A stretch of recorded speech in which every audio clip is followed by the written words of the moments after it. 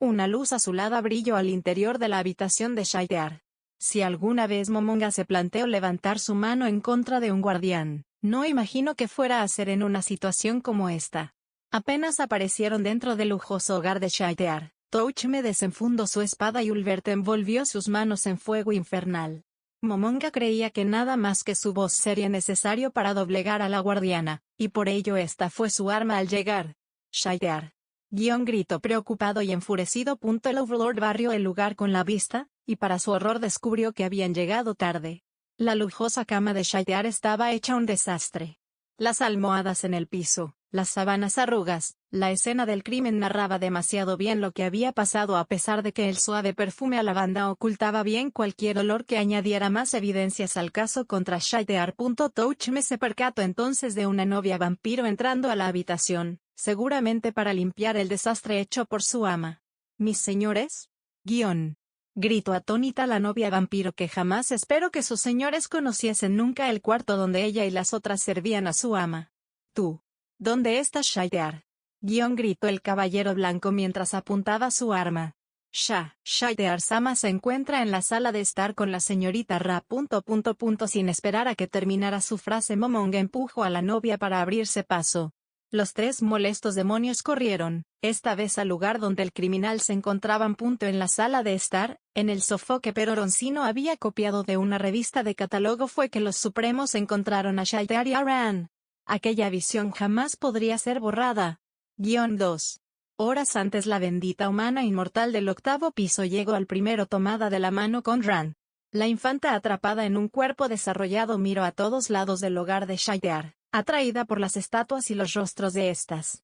Le llamó especial atención la de un hombre mitad pájaro, que tenía un ramo fresco de flores a sus pies. Las novias vampiros salieron corriendo al encuentro con la guardiana. Aureole-sama, ¿en qué podemos ayudarle? Díganle a Shaitear que he venido a dejar a su pequeña invitada sin la necesidad de que alguna de las novias entrara a los aposentos de su señora. Esta salió, galante como le era costumbre, vestida con aquel vestido púrpura que tanto adoraba, y con una sombrilla en sus manos, pese a que la luz que brillaba en esta zona era completamente artificial e inofensiva. Es verdad, es como Pandora's Chan. Se permitió pensar Aureole, comparando el sentido teatral que ambos cargaban en sus acciones. Aureole-san, veo que has traído a mi pequeño aperitivo. La guardiana rió ante el jactancioso comentario de su amiga. Te entiendo, esta pequeña es tan dulce que dan ganas de comérsela, declaró mientras abrazaba a Ran. Pero que ni se te ocurra clavar tus colmillos en su cuello, ¿está bien? Recuerda que hay que devolverla. No me atrevería a tomar la sangre de una humana inmortal. Me quemaría la lengua. Aureole rió con soltura, creyendo que el comentario de Shaitear había sido una broma atrevida. La verdad no lo era. El humano inmortal era una raza bendita, y su sangre era como fuego para los vampiros. Me alegra saber eso. Entonces me quedo más tranquila. Aureole caminó hasta Shaitear e hizo que Ran tomara con su mano libre la mano de la vampira. Escucha, Ran, esta linda señorita cuidará de ti mientras tus padres y yo estamos ocupados. Pórtate bien, ¿ok? La dulce pregunta de Aureole fue respondida por un balbuceo sin sentido. No es que Ran hubiera entendido, solo dio la casualidad que a Ran se le dio por hacerlo tras la pregunta. Encantada por la dulce coincidencia, Aureole soltó la mano de Ran, y abrió una puerta negra para ir a su lugar asignado. Bueno, entonces los dejo, diviértanse. Fue lo último que dijo la sacerdotisa antes de desaparecer en la oscuridad del portal. Ran se mostró severamente confundida. Era la primera vez en su muy corta vida que no se encontraba en compañía de algún conocido con relación sanguínea, y no ayudaba que la mano de Shaitear estuviera ligeramente más fría que la de una humana normal. Ran estiró su mano hacia el vacío donde antes estuvo el portal. Parecía estar por llorar hasta que... Pero qué criatura más dulce. Shaitear tomó a Ran por la cintura, y se le quedó mirando directamente a los ojos. No. Creo que tenerte sea suficiente compensación por lo que le hizo tu padre al arco de mi creador, pero si esta es lo que Momonga-sama ha decidido para zanjar el asunto, supongo que deberé disfrutarlo al máximo, y no poner peros. Ran se calmó al ver el carmesí en los ojos de la guardiana, que torpemente creyó que esto era la compensación que su amo le prometió por darle a Pavel el arco de Peroroncino sin pensar en los sentimientos de la guardiana. En la lógica de Shaitear, la restringida Aureole, guardiana de Rubedo, ¿Solo podía ser ordenada por los seres supremos? No se le cruzó por la cabeza que la decisión de dejar a Ran a su cuidado había sido una independiente de la voluntad de sus amos. Tampoco consideró que esa compensación de su amo fuera solo una excusa temporal para calmarla esa noche. Shaitear-sama. Está todo listo, comentó una tercera novia que venía del interior del hogar de la guardiana. Ansiosa. Shaitear no esperó a que Ran la siguiera gentilmente. La tomó en brazos como a una princesa, y caminó con ella hacia su alcoba como lo harían una pareja de recién casados. Ran no protestó. Los vivos colores en los ojos de la guardiana le habían fascinado. Tan diferentes a los azules de sus padres, y muy distantes a la venda de Aureole. Nunca antes había visto un rojo de un color tan vivo. Habían llegado a los aposentos de la guardiana, que arrojó con cuidado a Ran sobre la cama mientras ella misma cerraba la habitación. Ran se quedó mirando al techo. Había la pintura, dos pares de alas entrelazadas. Una de murciélago, otras de un ave. Una obra en la cual el amante de las novelas visuales propuso como metáfora para la noche en la que uniría su alma con su amada vampiro. Pecho plano. Pronto la vista de Ran fue bloqueada por el rostro de la guardiana, que al borde del éxtasis reveló sus colmillos, aunque en un momento de autocontrol se abstuvo de dejar marca en el cuello de Ran. Pavel y Rena se encontraban entrenando. En ese momento los Supre 4 Mos estaban en sus habitaciones sin sospechar aún lo que pasaba en el tercer piso, y Aureole se acomodaba elegantemente en su asiento para comenzar la reunión. No había nada que detuviera a Shaitear, nada que salvara a Ran, y este momento y la llegada de los Supremos aún estaba separado por un lapso de 2 horas. Estaba todo por empezar. Pero no podía ser de una manera salvaje. El creador de Shaitear le dejó muy en claro que cada encuentro de esta naturaleza debía ser abierto por un beso. Mientras Shaitear acercaba sus labios a los de Ran. Shaitear, kawaii. La vampira levantó la mirada en busca del intruso que había pronunciado su nombre junto a un halago, pero en la habitación no había nadie más que ella y Ran. ¿Pero quién? Ah. La humana inmortal con más de nivel 20, se lanzó a la indefensa vampira y le abrazó, obligándola a volver a la cama. Shaitear, linda signo de interrogación abierta, El metro con 40 centímetros de Shaitear no fue nada para el 1,70 m de Ran. La cabeza de la guardiana quedó entonces sobre el pecho de la chica. Espera, ¿hablas? Shaitear. Shaitear comenzó a decir rítmicamente el nombre de la guardiana mientras le abrazaba. Ran apretó a la guardiana contra su pecho. Esta por la sorpresa no logró reaccionar, no hizo el esfuerzo por liberarse, y pronto quedó atrapada en el arma secreta de la humana de raza especial. Aunque íntimo, su abrazo no tenía una sola pizca de malicia. Era cálido, tierno, e increíblemente relajante. Shaitear escuchó el suave ritmo de un corazón, que débil pero constante tocó para ella una tonada de amor. ¿Eran así todos los humanos de esta clase especial? ¿Era el encanto natural que también poseía Aureole? ¿O sencillamente, el producto de un alma pura? Shaitear abrazó de regreso a Ran. Lo que tenía planeado podía esperar un poco más. Esto era, después de todo, una recompensa para ella. No tenía sentido si no lo disfrutaba, y en estos momentos, quería disfrutar un poco más de este suave palpitar. Y en un ataque que la propia guardiana consideró vil y rastrero, Ran le quitó a Shaitear la cofia indumentaria de su cabeza, revelando así el cabello plateado de la guardiana, y mientras la acariciaba y despeinaba su cabello. Shaitear. Buena. La guardiana cerró los ojos y se quedó dormida en los brazos de Ran. Ya no recordaba la última vez que alguien toca de su cabello de manera directa. No, sí lo recordaba, pero prefería no hacerlo, pues era un recuerdo demasiado feliz en los brazos de Ran. Shaitear soñó con aquel día, ese dulce momento. Su creador le había visitado orgulloso. La guardiana logró rechazar a un grupo poderoso ella sola. Pero Roncino llegó secretamente al cuarto de la guardiana, y le quitó la cofia indumentaria de tela morada. Su cabello estaba al descubierto cuando la mano de su creador se postró sobre ella. Lo hiciste muy bien, Shaitear. Buena y linda Shaitear. El momento más feliz en la vida de Shaitear, aquel en el que su creador la reconoció y premió de tan dulce manera, fue cortada en seco por un aviso del sistema. Acción sancionable. Alcanzó a leer la guardiana antes de que su creador comenzara a maldecir a uno llamados desarrolladores, dado que ellos parecían ser responsables de que el momento durara tan poco. Shaitear también los maldijo. El sueño de Shaitear fue profundo, al punto de casi ser como una nueva muerte para la guardiana, Pero a diferencia de las otras ocasiones, esta vez no fue recibida por la indiferente oscuridad, sino por una amable calidez y un sueño particularmente feliz. Lo que le recibió al despertar no fue la fría voz del sistema, sino un fuerte golpe en la cabeza. Ran demostró moverse demasiado. Todo el tiempo que pasaron durmiendo juntas, Ran no dejó de moverse. Para las sirvientas que entraron para ver cómo se encontraba su señora, les resultó sorprendente, verdaderamente sorprendente que ambas tuvieran ropa, además de que ninguna de las dos se despertara pese a los bruscos movimientos de Ran, que se mantenía abrazada a la guardiana como si se tratara de su muñeca favorita. La caída. Sin embargo, no solo despertó a una muy confundida Scythear, sino además causó el llanto de Ran. Scythear fue llamada por el gimotear de su acompañante.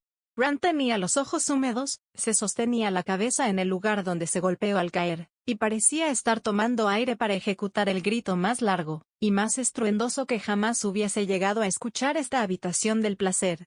No llores, espera. Scythear miró en todas direcciones buscando algo que impidiera el escándalo que estaba por ocurrir. Un instinto simplemente le obligó a buscar una forma de calmar a la dulce alma que no conocía otra forma para expresar su dolor más que el llanto. Y mientras Scythear barría la habitación en busca de algo que distrajera a Ran, notó que su voluminoso pecho, su orgullo, su mayor atractivo para con su amo, ahora estaba deformado. Lo que Scythear llamaba pecho se encontraba, uno en su estómago, y el otro casi a la altura de su hombro. El íntimo abrazo que compartió con Ran había sido el responsable de este atentado contra sus atributos. Olvidándose de Ran, Scythear intentó acomodar las protuberancias dispersadas en su torso, y hacerlas volver al lugar donde de nuevo serían llamados pechos. Ahora. Parecía ser Scythear quien estaba por llorar, ya que no era capaz de hacerlo apropiadamente sin desprenderse de su vestido. Scythear. La guardiana respondió a su nombre y miró a Ran. La inocente alma que la examinaba no debía tener conocimiento sobre la anatomía humana, ni del concepto de relleno. Aún así, mientras la guardiana acomodaba sus protuberancias en su pecho, Ran comenzó a reír. Así. ¿Qué tan divertido te parece mi sufrimiento? No deberías burlarte así de una dama, en especial viendo a ambas estamos en el mismo barco. Arinsu, dijo Scythear mientras miraba el pecho poco desarrollado de la chica que se quedaría atrapada en un cuerpo de 16 años por el resto de su vida. Ran no entendía por qué la visión de Scythear acomodando su relleno le parecía tan graciosa, pero lo hacía. Ran no podía entender lo que Scythear le decía, pero aún así la guardiana le habló, entre molesta y divertida. Scythear dirigió la mirada a la cama. Era un completo desastre al igual que ella y sus ropas. No era el ambiente apropiado para culminar lo que tenía en mente, y en especial, después de haber tenido ese lindo sueño con su creador, Scythear no estaba de ánimo para esa clase de cosas. En cambio, Scythear tenía más pasatiempos además de sus novias y su habitación, el vino y sus vestidos. Desde que llegó al nuevo mundo y cobró conciencia y voluntad, Scythear hizo uno de sus más grandes sueños realidad. Un arco que alguna vez un invasor dropeó, y que los supremos dejaron en un baúl en el tercer piso por falta de espacio en sus propios almacenes había sido tomado por Scythear, quien lo confundió con un regalo. La guardiana extendió la cuerda del arma, y de inmediato se dio cuenta de que olvidó cargar la flecha. Tomó la flecha y la cargó en el acto, pero sus dedos resbalaron antes de tensar correctamente el arco. Entonces, después de algunos intentos, Scythear por fin cargó el arco, tensó correctamente la cuerda, pero su mala sujeción hizo que el propio arco le golpeara en la cabeza. Ran, sentada en el regazo de una novia vampiro, se burló abiertamente de la guardiana. La comedia física sin duda era universal. En su cuarto intento, Scythear cargó la flecha, tensó el cuerda, sujetó firmemente el cuerpo de arco, y por fin logró disparar el proyectil. El objetivo era la manzana sobre la cabeza de una novia vampiro, pero en un acto casi divino, la flecha con punta de oro golpeó el pecho de la novia vampiro. La novia, sin inmutarse, bajó la mirada y vio la flecha clavada en su corazón. Excelente tiro, Scythear-sama, dijo la novia. Las demás comenzaron a aplaudir y Scythear recibió las felicitaciones con vergüenza, pues por más que quisiera decirse a sí misma que apuntó al corazón de su novia, no era así. Y la manzana permanecía perfectamente y sin un rasguño sobre la cabeza de la novia vampiro. La novia se arrancó la flecha con cuidado de no dañarla.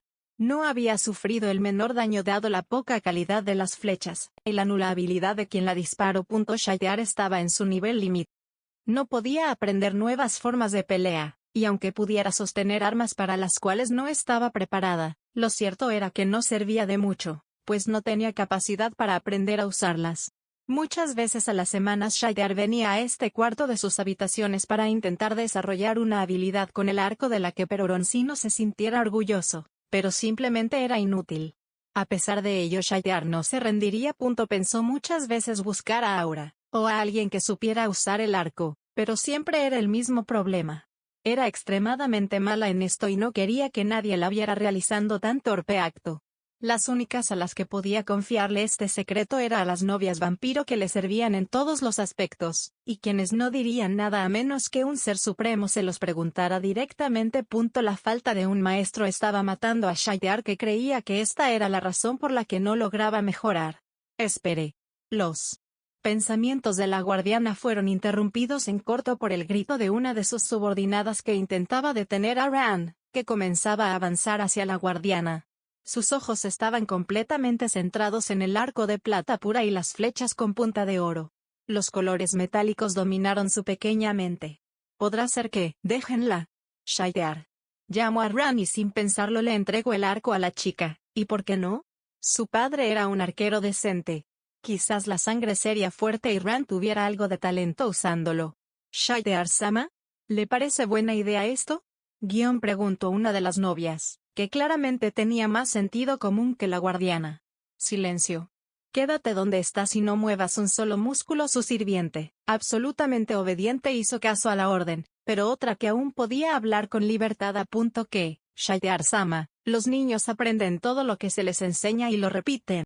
Si la señorita Ran de casualidad le diera en el pecho a su sirviente, la señorita Aureole podría molestarse si ella intentase lo mismo en otra persona. Tonterías. Siempre puedo borrarle la memoria y hacer como si nada hubiera pasado. La magia de control mental, la manipulación de mentes, Shaitear la tenía como arma secreta.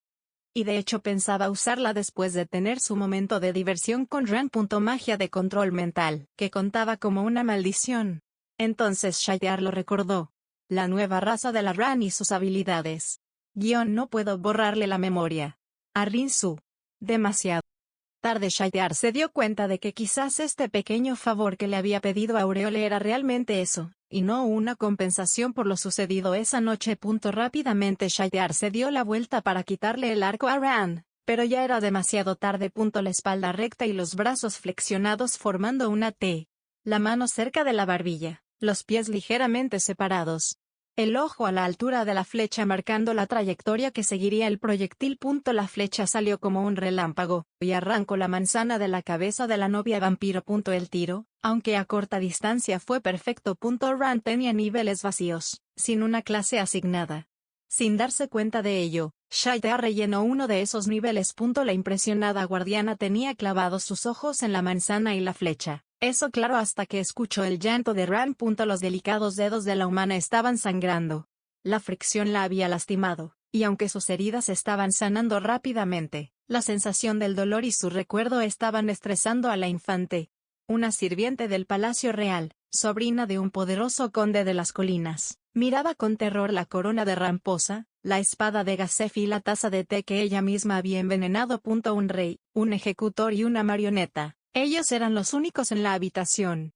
La sirvienta había intentado asesinar al rey, no por iniciativa propia, sino impulsada por una amenaza y siguiendo un plan orquestado por su tío. ¿Pero quién iba a creerle? Ella era quien tenía el veneno aún en su bolsa, y fue ella misma quien vertió parte de su contenido en la taza del rey. Nadie abogaría a favor de una noble de cuna menor, y nadie cuestionaría la decisión del rey, que estaba en todo su derecho de ordenar su ejecución aquí, y ahora. Si la sirviente fuera verdaderamente noble, se habría arrodillado y aceptado su muerte con dignidad. Si fuera valiente suplicaría la muerte y el perdón del rey, más aún así aceptaría su muerte sin decir una palabra, y sin llegar a revelar el nombre del conspirador, para que así, su tío no creyera que lo había traicionado, y se desquitara con sus hermanos. Pero la sirviente no era noble ni valiente. Tan solo era una niña atrapada en medio de un conflicto que le superaba, y su respuesta a tan precaria situación, fue llorar. Se tiró al suelo y comenzó a suplicar por su vida. Apeló al buen corazón del capitán y la piedad del monarca. Reveló que alguien, sin decir el nombre, le había amenazado a ella y sus hermanos, pero en ningún momento el rostro del rey o el capitán cambiaron. En ese momento Ramposa levantó la taza del plato donde se encontraba, y la levantó. El rey desde su asiento, parecía estar ofreciendo la taza a la sirvienta. ¿Este es mi castigo?, se preguntó la marioneta de su tío mientras con miedo se levantaba. Se sintió afortunada. No sería encarcelada, ni torturada, no le obligarían a revelar a su tío como el responsable del atentado, y se le permitiría morir por el veneno, y no por la espada. La chica aceptó la piadosa muerte que el rey le ofrecía, aunque no por ello sus lágrimas se detuvieron. Sollozando mientras llamaba a su madre, la sirvienta camino hacia el rey estiró su mano para tomar la taza de té. Pero cuando estaba a punto de tomarla, el rey Ramposa la dejó caer al suelo, provocando que la taza se rompiera, y el té y su veneno se desparramaran por el suelo de piedra. ¡Qué torpe, Gilka! ¿Te importaría traerle otra taza a este viejo? Le Ramposa con su rostro de anciano, arrastrando en sus palabras el peso de los años que había vivido. El rey mostró a la sirvienta una mirada cálida con sus ojos cansados, mientras sus arrugadas mejillas se abultaban por una sincera sonrisa que solo un anciano era capaz de mostrar. Abrumada por la compasión del rey, la sirvienta comenzó a llorar con más ganas. Gracias. Muchas gracias, dijo sollozando. Rápidamente la sirvienta tomó la tetera, y salió de la sala en busca de más agua caliente, y hojas para la bebida del monarca. Una vez se quedó solo con el capitán, Ramposa borró la sonrisa de su rostro, y exhausto miró los pedazos de porcelana tirados en el suelo. Envenenado. Otra vez, dijo Ramposa, recordando el rostro de las otras 7 sirvientas que en estos pocos días habían intentado al similar. Los nobles deben estar desesperados. Ni siquiera han podido coordinar sus intentos.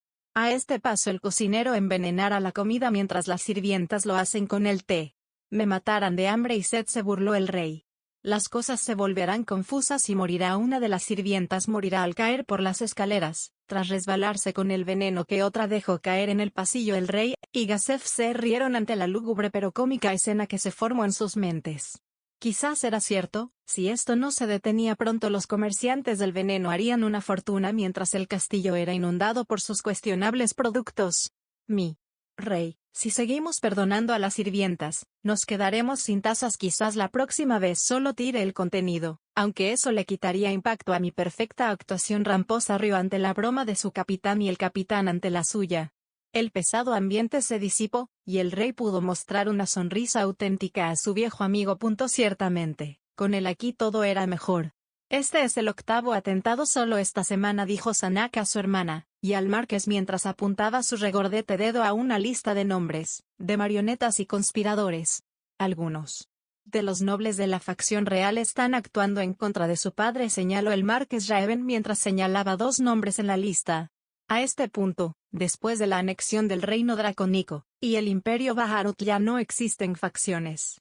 Estos ataques con tan poco tiempo entre ellos, apresurados y casi desesperados, son muestra de que cada uno tomó la decisión por propia cuenta sin consultarlo con otros, dijo Renner. Al perdonar a las sirvientas, padre está ganando algo de tiempo. Los nobles se quedan sin alguien que intente el ataque, y al no ser ejecutadas no pueden tomarlas como excusa para comenzar una revuelta, dijo Sanak, convencido de que, de haberlas ejecutado, todas ellas hubieran sido usadas como mártires por sus familias. Gano algo de tiempo, pero ahora la pregunta es, ¿cómo lo usaremos? Preguntó Renner sin dejar de ver la lista de nombres. ¿Deberíamos concentrarnos en desmantelar las intenciones del príncipe bárbaro de tomar el trono? Preguntó el marqués Raven. No le respondió Sanak. Conociendo a mi hermano echará a perder sus planes él mismo. Y con referente a los demás conspiradores, Renner ya se le ocurrió algo para pararlos por algunas semanas. Raven miró con asco y respeto por igual a la princesa. Quería escuchar qué sugerencia, genial y retorcida, estaba por proponer. Si muere la sirvienta, familiar de un importante y poderoso noble que conspira contra la corona, los demás lo verán como una advertencia de padre. Por supuesto, si el noble no responde pese a su poder, la amenaza cobrará más fuerza, explicó la princesa Renner. Raven ni siquiera debía preguntar quién sería la sirvienta y el noble víctimas de la amenaza. Entiendo. Una familiar lejana está trabajando ahora mismo al servicio del rey. Lo haremos parecer un accidente. A Renner ya se le ocurrió una manera de hacerla caer por las escaleras días después, cuando Ramposa y Gasef se enteraran de que su comentario de una sirvienta cayendo por las escaleras se hizo realidad, nunca más volverían a repetir una broma que incluyera la muerte de alguien en ella. Cuando al tiempo que ganaremos con esto, es importante buscar una manera de hacer frente a los emperadores, dijo Sanak. Por mi parte me siento tentado a contactar con los aventureros, pero padre dijo que el Lord Dragón de Platino fue derrotado por los emperadores. Reveló Renner una noticia que hasta ahora todos creían, era solo un rumor. Un cuento contado por los emperadores para hacerse de fama. Riven, que vio con sus propios ojos el poder de esos seres, no cuestionó la noticia, pero no por ello se sintió menos abrumado al recibir la confirmación de que ello era cierto. Pero, ¿por qué el príncipe y la princesa sacaban el tema en estos momentos? ¿Por qué la mirada de Renner estaba tan llena de esperanza mientras que Sanak la veía como si hubiera enloquecido, esta vez de una manera distinta? Renner reveló un plan, tan ridículo, tan fantasioso que incluso parecido factible. Uno que incluía al estratega Catrias, a los dragones, y a una ex aventura de rango adamantina de la que Renner escuchó gracias a Lackius. El nombre de Rigrit fue escuchado un par de veces durante la reunión. Los seres supremos vieron algo que les consternó, una cosa que jamás creyeron posible, y que nunca se borraría de sus ojos. Sobre el sillón de la sala de estar, rodeadas por peluches y dulces, Shaitear y Ram se encontraban acostadas una sobre otra. Llevaban toda su ropa puesta, y la niña que preocupaba a los seres supremos parecía aún conservar aquel destello de inocencia en su mirada. Pero Shaitear se encontraba recostada sobre el regazo de Ran mientras ésta la acariciaba, de la misma manera como se haría con un gato. Lo más perturbado era que Shaitear misma hacía sonidos parecidos a los de un felino. Seguramente de tener cola, ésta se estaría balanceando, demostrando su alegría. ¿Cómo habían llegado a esta posición?, se preguntaban los supremos.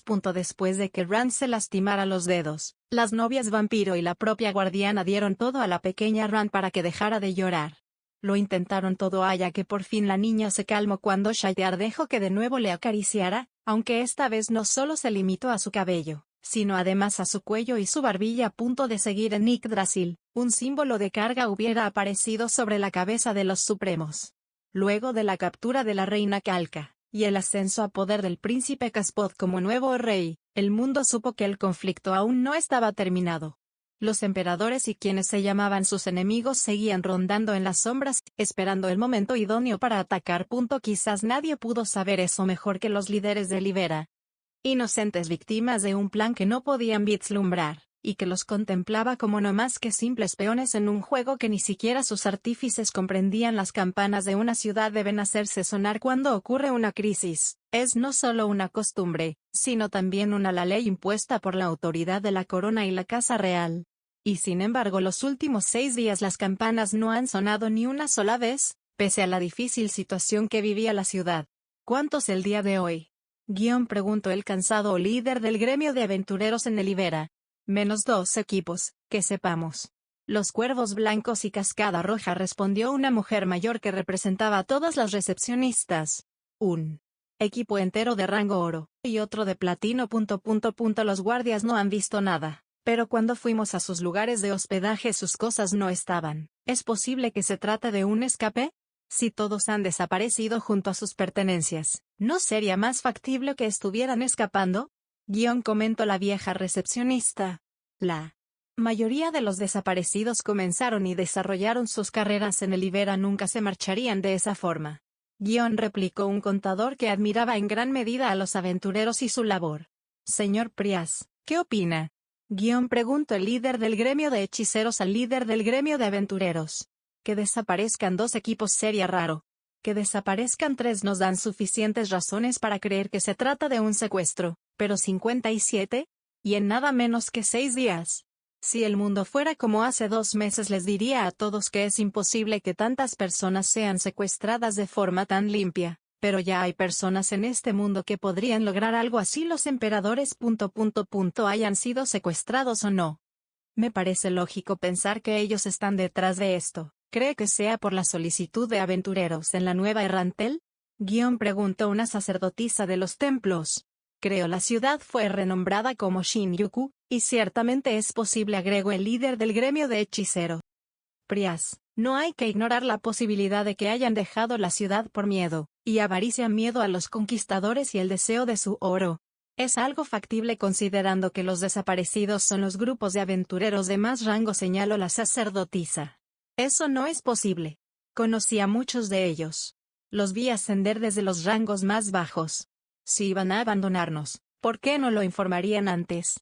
Vergüenza, señor Prias, respondió la sacerdotisa. Vergüenza por abandonar su hogar. En estas condiciones, al ir con el enemigo de su nación de origen, es obvio que sentirían vergüenza y no querrían enfrentarse a los ojos llenos de decepción que llevaba ahora mismo. Prias no quería creer que había sido abandonado de tal manera. No quería creer que esos nobles jóvenes que vio crecer le habían traicionado en esta forma. Pero lo que más le dolía, era saber que ningún se despidió. Mi nombre es Mfirea Bareare. Nací en una ciudad que ya no existe, pero solía llamarse Errantel. Por ciertas razones difíciles de explicar y resumir en este momento, terminé siendo capturado por 3 monstruos de infinito poder, que además se ganaron la confianza y lealtad de la mujer que amo.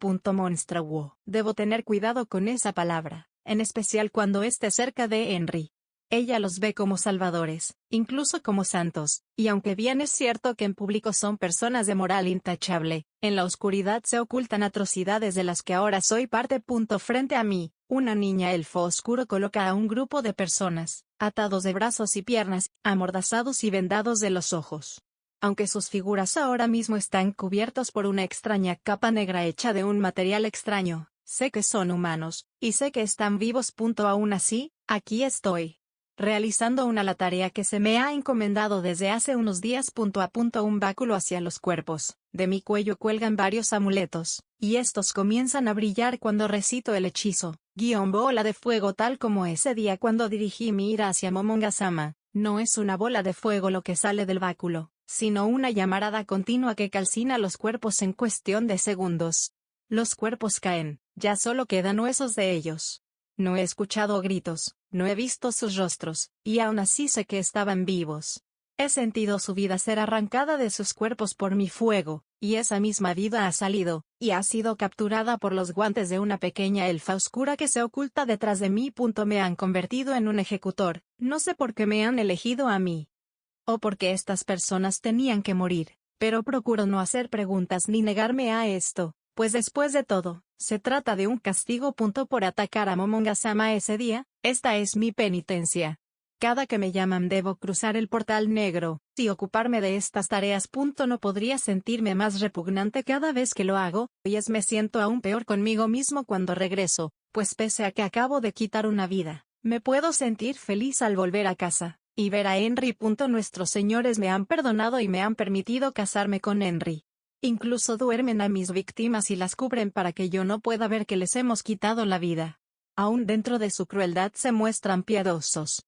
No solo conmigo sino con aquellos a los que calcino, pues ellos no sienten dolor y yo no debo cargar con sus gritos ni con sus rostros en mi conciencia, y puedo dormir tranquilamente por las noches ansiando que llegue el día de nuestra boda. Momonga-sama, como muestra de su confianza, me han dado su nombre real, uno que hasta ahora solo Henry conocía. Y lo han hecho a cambio de que yo guarde en secreto lo que hacen en su palacio. Creo que no quieren que Henry forme parte de las tinieblas de su reinado.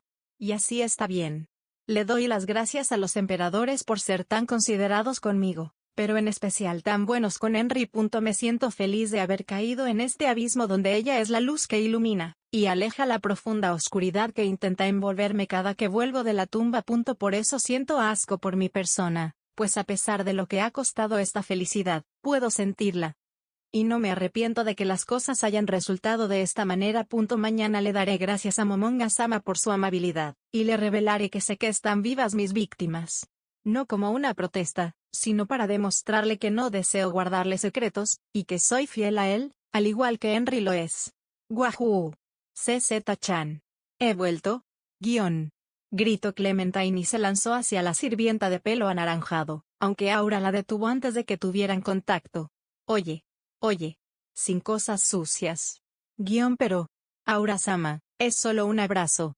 Haga una excepción el día de hoy, después de todo, Al fin recuperé todos mis niveles. Ahora miro con molestia a Clementine, y dejo salir un largo suspiro antes de soltarla. Está bien, pero si haces algo raro te encerraré y le diré a Momonga-sama gracias. Aura-chama. Clementine se arrojó a CZ para abrazarla, teniendo cuidado de que sus manos no bajaran por alguna extraña casualidad. Estaba realmente feliz por recuperar todas sus fuerzas antes de la siguiente operación. Pero, como Clementine había logrado recuperar un nivel A tan alto sin haber peleado contra algún enemigo abusadamente poderoso, la clave era Anfirea y el ítem de avaricia y generosidad. Los aventureros capturados en el Ibera habían sido usados para generar una reserva de experiencia en Firea como un jugador bono. Los aventureros secuestrados dejaban caer experiencia, y al ser Firea varios niveles inferiores a ellos, la cantidad era aumentada. Esto era matar 4 pájaros de un tiro. Firea recibía su castigo. Clementine recuperaba los niveles perdidos durante la prueba, se conseguían los ítems que los grupos capturados y se debilitaban las defensas de Elibera. Pronto se sabría la razón de eso último. Los guardias apostados en las murallas, las familias recorriendo las calles llenas con un aire inusualmente optimista para una nación que compartía frontera con 3 monstruos. Niños, adultos, nobles y comerciantes salieron a la calle en busca de aliviar el inusual calor que azotaba la ciudad. La brisa nocturna y la luz de la luna llena crearon el ambiente perfecto para que dentro de la ciudad se formara una especie de festival. ¿Y por qué no? Tras la ciudad de Rantel muchos apostaban a que la importancia de Libera se incrementaría, y recientemente mucho trabajo y fortunas comenzaron a llegar a la ciudad. Las personas estaban experimentando un momento de prosperidad. Quizás era por ello que su ánimo estaba tan alto aún después de la guerra, pues al final, esta ciudad fue una de las mayores beneficiadas del Tratado de Paz, y la destrucción de la ciudad. En medio de la plaza principal una pequeña se había perdido en medio de la gran cantidad de gente. Tenía miedo, comenzó a llorar, pero nadie parecía prestarle atención.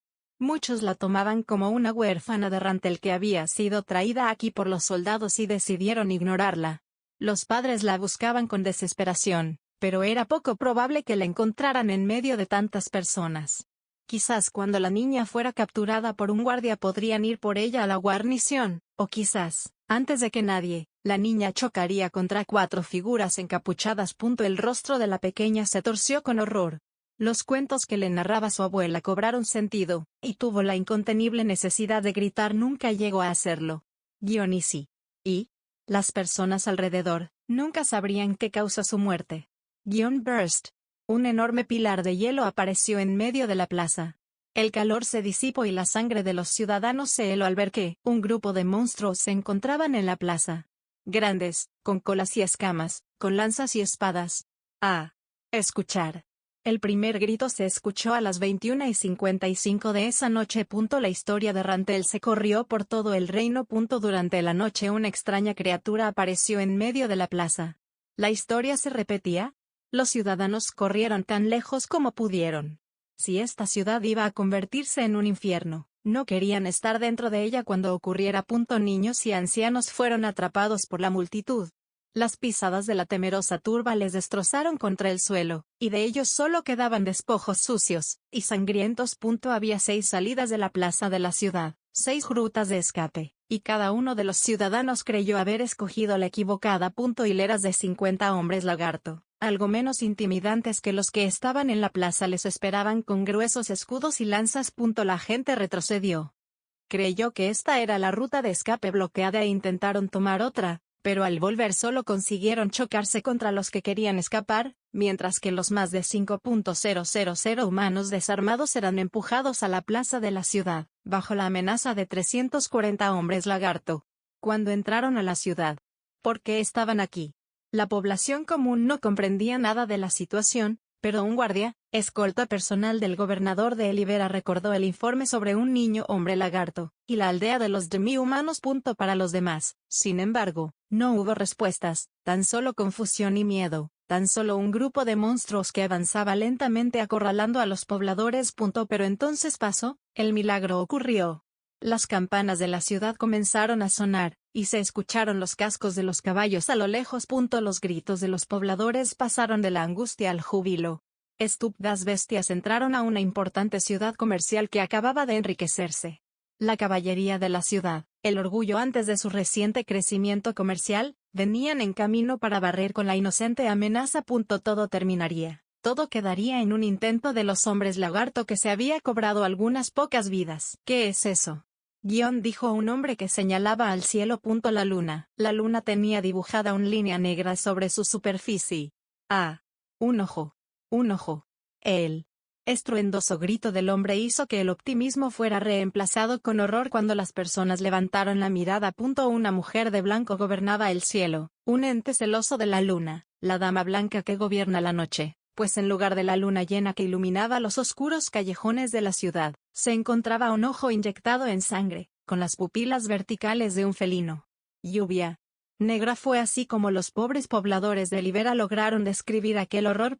Lluvia negra que cayó sobre los jinetes y sus caballos, que destrozó el campanario de la iglesia, y pulverizó los cuarteles de la ciudad. Los cascos de los caballos, el grito de guerra de los soldados, ya ninguno se escuchaba, y mientras los ciudadanos perdían la esperanza, un hombre lagarto con una espada azulada atravesó la espalda de un ciudadano.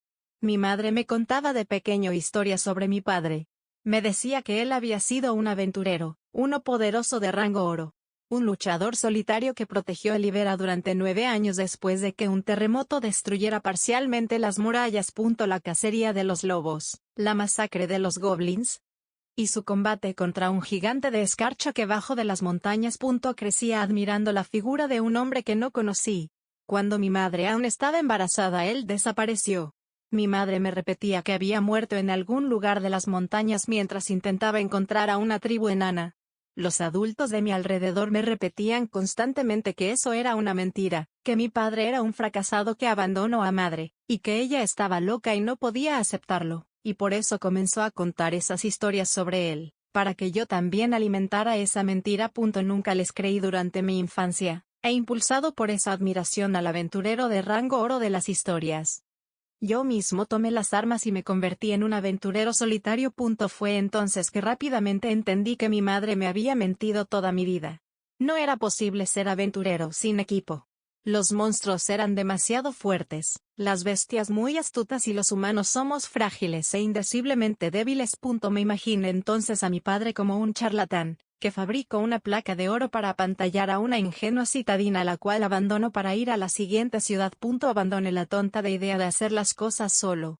Conseguí amigos, formé un equipo y con ellos comencé mi carrera defendiendo a la humanidad de aquellas criaturas que acechaban en las tinieblas.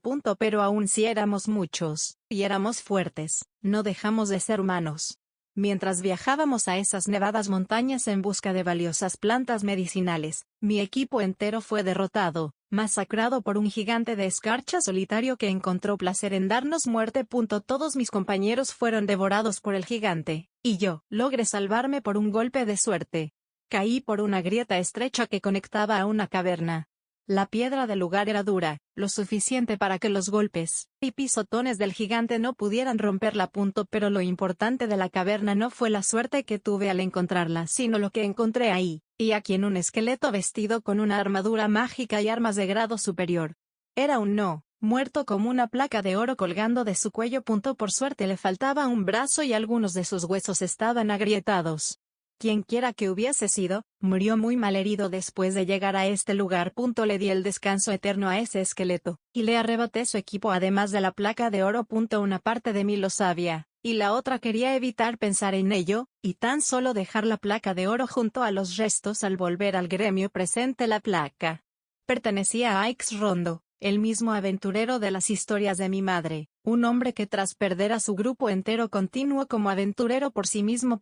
Me maldije por todo lo que pensé sobre él, por creer que nos había abandonado. Mi madre no lo sabía, ese hombre dejó suficiente para que yo y ella tuviéramos buena vida. Mi padre lo logró. Encontró a los enanos, consiguió que le fabricaran este equipo que ahora yo tenía. Y en su negación a morir, en su odio e impotencia, sobrevivió como un esqueleto, esperándome por décadas. Ahí hoy, a mis 60 años, 2 placas cuelgan de mi cuello. Una de oricalco, otra de oro. Price Rondo es mi nombre. Y durante 30 años me desempeñé como aventurero. Me hubiese gustado decir que llegué a mi rango yo solo, pero es mentira, pues mi padre me acompañó todo el camino. Él vive aún dentro de esta placa, Esta espada y esta armadura. Hace 72 años un aventurero protegió a Libera cuando las murallas cayeron. Hoy su hijo haría lo mismo ante la amenaza que se coló dentro de ellas. Hoy tomo la armadura y la espada que dejé atrás al retirarme. Tomo las reliquias que no pude transmitirle a un hijo, y ahora entiendo por qué. Las necesitaría para esta noche de luna llena. Ahora entiendo por qué desaparecieron todos ellos, todos esos jóvenes aventureros. El responsable fue este enemigo, este indecible monstruo que hoy nos atacaba. Pero cometió un error. Subestimo los años que pesan sobre los humanos. Mientras corro por esta estrecha calle, los veo a lo lejos, a los monstruos con escamas que lastiman a mi gente, que la hieren y la acorralan, que les arrebatan la vida mientras un demonio de blanco los cuida. El ojo negro en el cielo me mira, al igual que aquella dama blanca. Los oídos de este viejo aún pueden escuchar sus palabras por encima de los gritos de la batalla. Lluvia negra pronuncia anunciando mi muerte. Aceleración de flujo. Los jóvenes nunca habrían podido sobrevivir al ataque, ni los más fuertes, ni los más rápidos, ni los más valientes. Hubieran intentado avanzar o esquivar tan infernal magia, pero la respuesta correcta no era atrás ni adelante. Los años, la astucia y la paciencia me dieron la respuesta. Choco mi cuerpo contra la pared de una casa y la atravieso. La armadura de adamantina rompe la piedra y me permite ingresar al interior. El demonio blanco debe estar sorprendido. Avanzo dentro de los edificios, rompiendo pared tras pared con ayuda de este cuerpo viejo, y la armadura que mi padre dejó para mí. Hay una razón por la que ella no ejecuta la masacre, debe haber un motivo por la que esas balas negras no destruyen la ciudad. No puede. Al fin lo que veo frente a mí no es otro muro sino la puerta de madera de un negocio cerrado. La atrevieron y de inmediato estoy aquí. Hombres lagarto con gruesos escudos de madera empujando a los pobladores al centro de la plaza, donde un grupo de élite los golpea y destaza. Rojo vivo. Grito el hechizo imbuido en la espada que se enciende como si recién hubiera salido de la forja. Con el arma incandescente golpeo a un hombre lagarto. Cree que su escudo de madera puede protegerlo, pero no es así. Junto con el escudo lo he rebanado por la mitad. Sus amigos voltean a mi dirección, apuntan las lanzas hacia mí. Destello. Las lanzas apuñalan el aire y mi espada a sus corazones. Dos más caen y pronto todos se aproximan a mí, intentan rodearme y lo consiguen con facilidad, pero solo porque lo he permitido. Ya no tengo las virtudes de la juventud, ya no puedo hacer frente a tantos enemigos solo con mi espada, estoy demasiado viejo para una batalla larga. Pero durante mis años como líder del gremio no me dediqué a coleccionar monedas o tazas como los otros ancianos. Torrente. El anillo de mi meñique izquierdo brilla, y una corriente de agua cubre a los hombres lagarto que me rodean. El agua los baña a casi todos, y por suerte a casi ninguno de los ciudadanos. Un hechizo de tercer nivel. La piedra azul del anillo se rompe y se convierte en polvo. Llamada relámpago. Veo la sorpresa de las torpes bestias. Muy tarde, debieron comenzar a correr cuando los mojé. El anillo de mi anular derecho se destruye, y de los cielos caer el castigo divino. El trueno impacta contra el charco sobre el que estoy parado y electrocuta a los hombres lagarto. Como todo buen hechizo no afecta a su invocador. Por fin, este viejo se ha ganado la atención del capitán. Aquel hombre lagarto con la espada azulada, y una marca en su pecho me mira y a los cuerpos de sus soldados. ¿Estás molesto? Pues yo también. Antes de invocar mi hechizo la criatura corre hacia mí. Es rápida, su especie no debería ser tan buena corriendo sobre tierra firme pero le he dado una ventaja sin quererlo, ocupa el agua tirada por el suelo para derrapar, y llevar hasta mí. La espada apunta a mi vientre, y choca miserablemente. ¿Qué? Gracias, papá. Destello. Fortaleza. La espada al rojo vivo choca contra las escamas de la criatura. Es fuerte, es lo suficientemente fuerte para que considerara enviar a un equipo de mitril para darle caza. La espada no rebota, como si cortara una piedra se abre paso por la piel del hombre lagarto. El calor cauteriza la herida y evita que sus tripas se desparramen. Chilla de dolor y cae. Sus compañeros pierden el valor al instante, pues un solo viejo llegó para cazarlos a todos ellos. ¿Quién sigue? Les grito. Los pobladores que aún quedan vivos corren por la ruta que he abierto mientras que los hombres lagarto retroceden con miedo mientras que otros intentan recuperar el cuerpo herido, pero aún con vida de su líder. ¿Quién de ellos sigue? Este viejo no puede gastar sus fuerzas yendo hasta ustedes. Así que tengan valor y enfrénteme, tengan el valor de matarme como a esas inocentes personas. ¿Quién sigue? Yo, me responde una fría voz que viene desde arriba. La dama blanca está justo sobre mí. Y Aiba pronuncia con una seductora voz. Puedo ver sus ojos rojos, que brillan con la intensidad del fuego que arde en el infierno. Puedo ver los hilos de oro que conforman su cabello, y la exquisita armadura camuflada con vestido que lleva como ropa. Hasta ahora nunca me pregunte que mato a mi padre en esa montaña. Creo que ahora lo sé. Una delgada hoja blanca se forma en el aire y vuela hacia mí. Fortaleza. Interpongo mi espada para bloquear el ataque. La hoja blanca vuela, y se impacta contra mi arma haciéndola apartarse, y por fin choca contra mi pecho. Mi cuerpo sale volando varios metros, siento el pecho destruido. La espada y la armadura sobrevivieron, pero yo casi no lo hago. Fue un ataque perforante. Lo más aterrador es que parece que esa mujer no intentó matarme. No parece sorprendida o asustada al ver que sobreviví. Por el contrario, se le ve feliz. Bueno, al menos logré que la gente escapara. Y mientras la mujer me apunta de nuevo, esta vez a mi cabeza para terminar con mi vida, me disculpo internamente con mi madre. Nunca pude disculparme por llamarla mentirosa. Y Aiba-HM. Cierro los ojos. No hay dolor. Qué muerte tan piadosa me han dado. No hay dolor en mi cabeza, pero mi pecho me está matando. Abro los ojos. Sigo vivo. Pero, ¿cómo? La mirada del demonio de blanco está llena de miedo y sorpresa. Frente a mí veo la razón de que aún no haya muerto. Una barra de oro, muy delgada como para notarla en medio de mi confusión, está frente a mí. Sale de un portal negro, y del portal, ¿por qué? Aún no deberían haber. La demonio de blanco está aterrada. Una puerta negra se abre detrás de ella y junto con sus hombres lagarto escapa. ¿Pero de qué? Del portal negro cercano a mí veo salir a un hechicero, a un monje y a un espadachín que solo podría describir como oscuro. Leí sobre ellos en los informes. Escuché una historia peculiar como líder del gremio. Mi amigo de la capital me dijo que 3 héroes habían llegado al imperio, y el mismo rumor llegó después de los supervivientes de Rantel. Con solo su presencia han echado a ese demonio y a su ejército. Los Kurata. Pronuncio su nombre mientras los veo salir. ¿Está bien, abuelo? Me pregunta el hechicero. ¿Abuelo? Qué joven tan extraño. La cabeza calva y la barba blanca quizás me delaten como uno, pero, que un héroe me llame de tan dulce manera. Ha valido la pena vivir una vida tan larga tan solo por escuchar esas gentiles palabras. Estoy todo lo bien que puedo estarlo. Jaja. Le respondo con una sonrisa. Parece feliz por verme con vida. Se escaparon. Maldice el caballero de la oscuridad. Pero, ahora al menos sabemos que si están aquí, agrega el monje. Aun quienes no saben nada sobre su historia, podrían sentir el conflicto tras esas palabras. Destrucción y muerte llenaron la ciudad en pocos minutos. La responsable, una criatura que por sí sola podía llamarse enemigo de la humanidad. Comandante de un ejército de bestias al cual podía movilizar por encima de las gruesas murallas que un solitario aventurero defendió mientras eran construidas. Todo el esfuerzo, todas las precauciones del pasado y del futuro no servían contra esa fuerza y magia que le permitía aparecer en cualquier lugar y momento. Aquella criatura que pasó por encima de las murallas y pisoteó el legado de aquel aventurero solitario.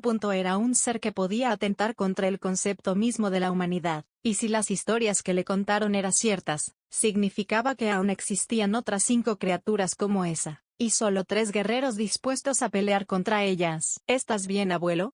Y uno de ellos le estaba ayudando a Prias a levantarse del suelo, teniendo cuidado al tocarlo. Como si el anciano estuviera hecho de papel. Al menos a Prias le traía consuelo, que su última esperanza fuera tan amable, pero mentiría si no aceptaba lo mucho que le dolía que alguien lo tratara de esa manera. Al final, como bien lo aprendió en su larga carrera, la admiración por la fuerza era la envidia por esta de manera educada y cordial. No había mucho que hacer en la plaza más que recoger los cuerpos despedazados con una pala. Prias se marchó de ahí mientras suplicaba a los aventureros seguirle.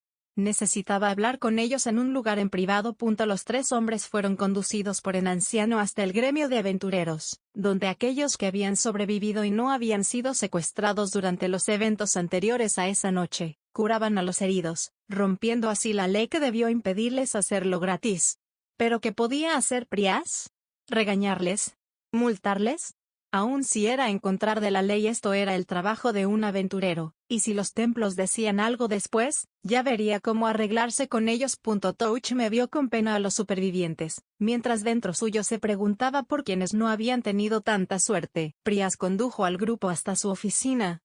Un modesto cuarto protegido con magia antiespionaje donde solo él y su asistente podían entrar, y justamente dentro se encontró a la jovencita que le servía como ayudante. Una mocosa de 13 años que intentó seguir los pasos de Prias, y volverse aventura ella sola. La chiquilla se encontraba buscando entre los papeles alguna orden o documento que le permitiera dar órdenes a algún soldado, para que le ayudaran a buscar al anciano que se escapó hacia la batalla con su armadura puesta y espada en mano. Ahí. No es donde guardamos las placas para los novatos, dijo Prias. La niña levantó la mirada con los ojos humedecidos. Maestro. Y se lanzó al anciano. Para Touch me fue como ver el reencuentro de una niña y su abuelo. Para él esto valía el regaño que sus compañeros le darían por adelantar los planes e interponerse en el camino de Shaitear, y el crecimiento de los hombres lagarto. Mientras compartían un abrazo, Prias notó que uno de sus mayores tesoros se encontraba abierto y había sido usado. Eso es... Perdón. No sabía dónde estaba y pensé que... La pequeña asustada comenzó a temblar y disculparse. Sabía bien que no había tomado cualquier objeto sin valor. Ocupo un costoso y muy extraño scroll con un hechizo de mensaje imbuido en él. Un aventurero de rango oro debería trabajar toda su carrera para pagar algo así. Prias puso su mano sobre la cabeza de la niña y la abrazó más fuerte. Lo hiciste bien. A Prias no le importaba. Ese scroll lo compro en caso de una emergencia y esta sin duda lo era. ¿Era por ello que los curatas se habían presentado? ¿La pequeña ayudante los llamó? Prias deshizo el abrazo y miró confundido a su asistente. ¿Cómo sabías cómo contactarlos? ¿A quién? Preguntó confundida y apuntó a los curata. ¿A ellos? Sí. ¿Cómo sabías cómo contactarlos? No. Yo llamé a... En ese momento alguien tocó la puerta.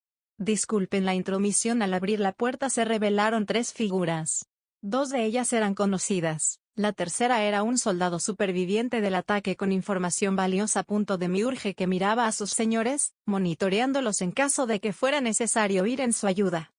Estuvo a punto de pedir una invasión total y definitiva contra Libera mientras hacía llover fuego de los cielos al ver que aquella humana, tal como lo hizo en Errantel, tuvo el atrevimiento, la osadía de poner sus sucias manos sobre su creador y envolver sus brazos a su alrededor, realizando una acción que ni siquiera el propio Demiurge había podido realizar con su padre.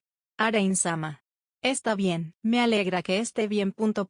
Repitió Lacus mientras abrazaba al monje, que preocupado intentaba alejarla con delicadeza al percibir las miradas asesinas de sus amigos. Así que era cierto, después de todo. Era cierto. Dijo la Evileye mientras entraba a la sala y dejaba fuera al soldado. ¿Dudabas de que lo fuera? Preguntó Tachi ofendido, aunque realmente lo era. No. Le respondió Evileye. Solo me preocupaba que estuvieran persiguiendo a la persona equivocada. Dijo mientras se quitaba la máscara, revelando un rostro joven como ojos carmesí y un cabello dorado. No hacía falta ver los colmillos para ver que se trataba de una vampiro. ¿Quién lo hubiera dicho? El cuento de Hulbert y el disfraz de Shaitear coincidan perfectamente con Evileye. Pero, ¿por qué se había quitado la máscara y revelado esta identidad sin más? Quizás la respuesta estaba en la mujer que abrazaba a Hulbert mientras susurraba lo sabemos. Quizás el abrazo no había sido solo como una manera de demostrar su agradecimiento y afecto. Y tal como lo habían previsto, esta mujer aún no abandonaba sus lazos con la teocracia, los únicos que debieron tener conocimiento de esta falsa verdad. Ahora la pregunta era, ¿cuántos más lo sabían? El paranoico Momonga incluso se atrevió a preguntar, ¿cuál verdad era la que conocían?